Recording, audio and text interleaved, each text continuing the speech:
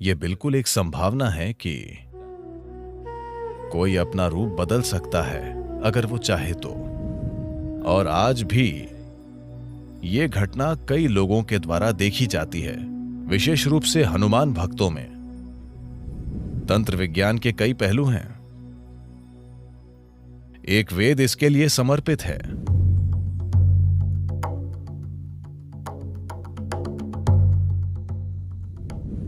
बचपन से ही मैंने हनुमान के बारे में सुना है। किस बारे में? हनुमान। हनुमान। मैंने ऐसा सुना है कि हनुमान जब चाहे विशाल रूप धारण कर लेते थे, वो उड़ा करते थे, वो बहुत छोटे भी बन जाते थे, जैसे वो अपने शरीर को बहुत छोटा कर लेते थे। क्या ये सच था या केवल कोई कल्पना थी, या कोई प्रतीक, या वैसा कुछ था? धन्यवाद। किसी व्यक्ति का छोटा या बड़ा होना या उड़ना या कुछ और करना, क्या ऐसी संभावना है? संभावना बिल्कुल है। ये हकीकत है। ऐसा इस देश में, इस संस्कृति में काफी प्रचलित था, लेकिन इसे अच्छा नहीं माना जाता था। लेकिन कहीं और इसे अच्छा माना जाता था, खासकर मूल अमेरिकी संस्कृतियों में। वहां शैमनिज्म यानी ओझा धर्म की एक पूरी परंपरा मौजूद है, जहां ये आज भी वहां ये बातें आम हैं कि कैसे एक मूल अमेरिकी ओझा एक चील बन जाता है, एक मक्खी बन जाता है, एक भेड़िया बन जाता है, खुद को किसी दूसरे रूप में बदल लेता है और वहां चला जाता है, और ये सब। So these are not just stories, it is very much a possibility. तो ये सिर्फ कहानियां नहीं हैं, ये बिल्कुल एक संभावना है कि कोई अपना रूप बदल सकता है अगर वो चाहे तो। ध्यान लिंग में एक पैनल है जहां किसी ने खुद को एक ऐसे रूप में रूपांतरित किया था जो किसी दूसरे व्यक्ति के लिए मायने रखता था। क्या आपने देखा है? आपको पता नहीं था?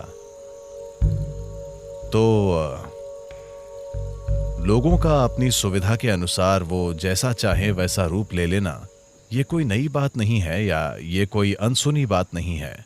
दुनिया के लगभग हर हिस्से में ये मौजूद है। इन दिनों खासकर इसका एक बड़े पैमाने पर प्रचार किया जा रहा है उत्तर अमेरिकी और दक्षिण अमेरिकी ओझाओं के बारे में। About shamans.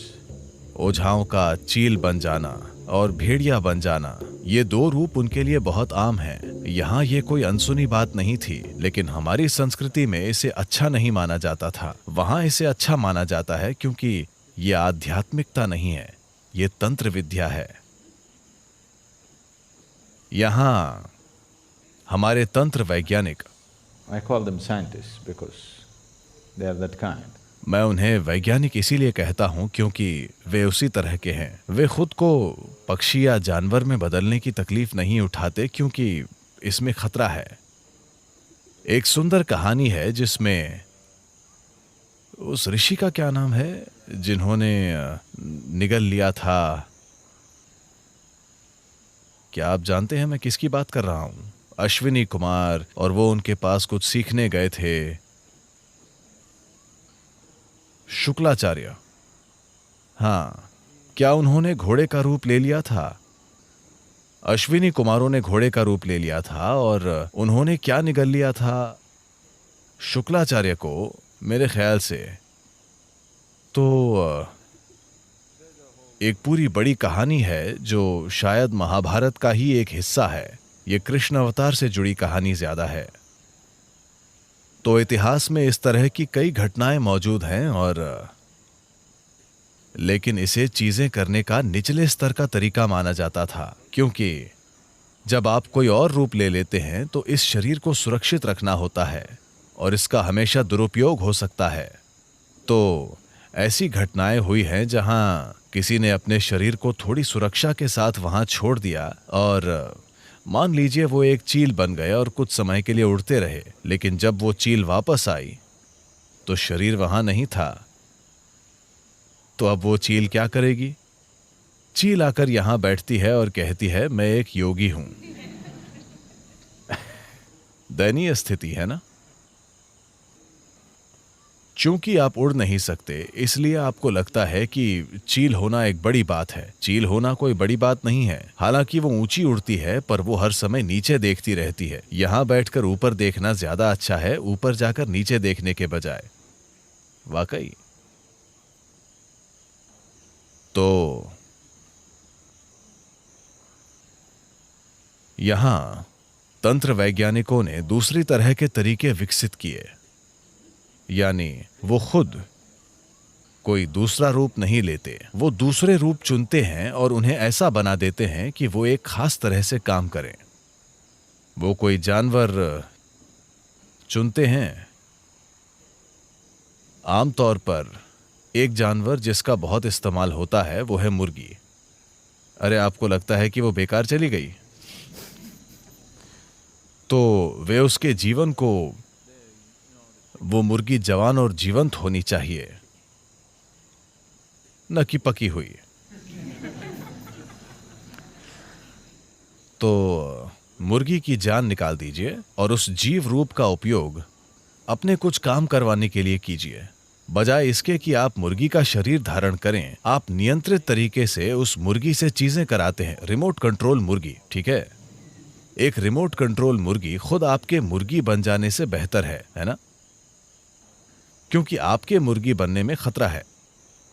आप अपना शरीर छोड़कर गए, आप एक मुर्गी के रूप में बाहर गए और कुछ करने की कोशिश की और आप किसी की तंदूरी चिकन बन गए। तो उन्होंने उन्हीं चीजों को करने के लिए बेहतर, ज्यादा परिष्कृत तरीके विकसित किए। क्या यह संभव है? क्या हनुमान का छोटा बड़ा बनना संभव है? बिल्कुल संभव है। और आज भी ये घटना कई लोगों के द्वारा देखी जाती है, विशेष रूप से हनुमान भक्तों में। हनुमान के भक्तों के बीच रूप बदल लेना आज भी एक बहुत सामान्य बात है, क्योंकि उन्होंने ये चलन शुरू किया था। हनुमान एक सुपरमैन है। बस थोड़ी सी पूंछ और चेहरे की बनावट के अलावा बाकी पूरे सुपरमैन हैं। वो एक सुपरमैन है। उनकी भक्ति ही उनकी शक्ति है। उनके दिल में भक्ति इतनी मजबूत है कि उसकी वजह से वे सबसे अलग चमकते हैं, अपनी सच्ची भक्ति के कारण। तो भले ही आप एक बंदर हों, अगर आप एक भक्त हैं तो आप अपने बंदरपन के परे जा सकते हैं और कुछ असाधारण बन सकते हैं। यही हनुमान की कहानी है। अगर आप एक गधे भी हों तब भी यह काम करता है। तो हां, तंत्र विज्ञान के कई पहलू हैं। एक वेद इसके लिए समर्पित है। अथर्ववेद पूरा इसी के बारे में है।